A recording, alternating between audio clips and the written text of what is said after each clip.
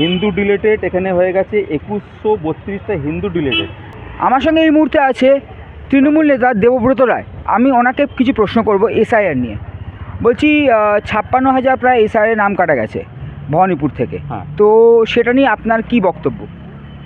দেখুন, বারে বারে যে কথাটা বলা হচ্ছিল হিন্দু খাদরে মে আয়, হিন্দু খাদরে মে আয়, কিন্তু আমি ভবানীপুর কেন্দ্রে যেটা দেখতে পাচ্ছি খাদরে কিন্তু সত্যিই হিন্দুরা পড়ে গেল এসআইআরের কারণে।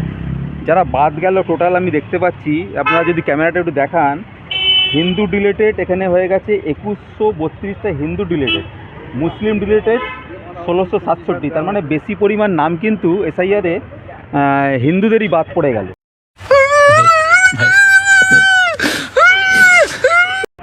টোটাল আমাদের এই ওয়ার্ডটা যদি দেখেন 70 নম্বর ওয়ার্ডে টোটাল অ্যাডজুডিকেশানে মানে হচ্ছে 493 জন অ্যাডজুডিকেশানে পড়ে আছেন, মানে বিচারাধীন হয়ে গেছেন। ওনারা থাকবেন কি থাকবেন না এখনও কিন্তু নিশ্চিত নয়।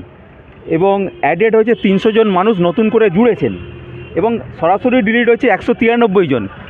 তাদের পরিস্থিতি, তারা মানে সেই শুভেন্দু অধিকারীর ভাষায় কি কাঠমোল্লা না রোহিঙ্গা এখনও কিন্তু বোঝা যাচ্ছে না।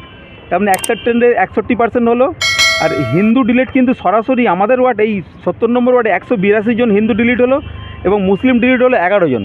তাহলে এই সমস্যাটা এবার আবার ট্রাইব্যুনালে আবার যেতে হবে, যে ট্রাইব্যুনালে গিয়ে এবার যদি মনে করুন কিছু মানুষ নিশ্চয়ই তো তারা সুযোগ পাবে। তার মানে এসআইআরটা যে ঠিকঠাক হচ্ছিল না, মমতা ব্যানার্জি যে অভিযোগটা করলো সেটা কিন্তু প্রমাণ হয়ে গেল।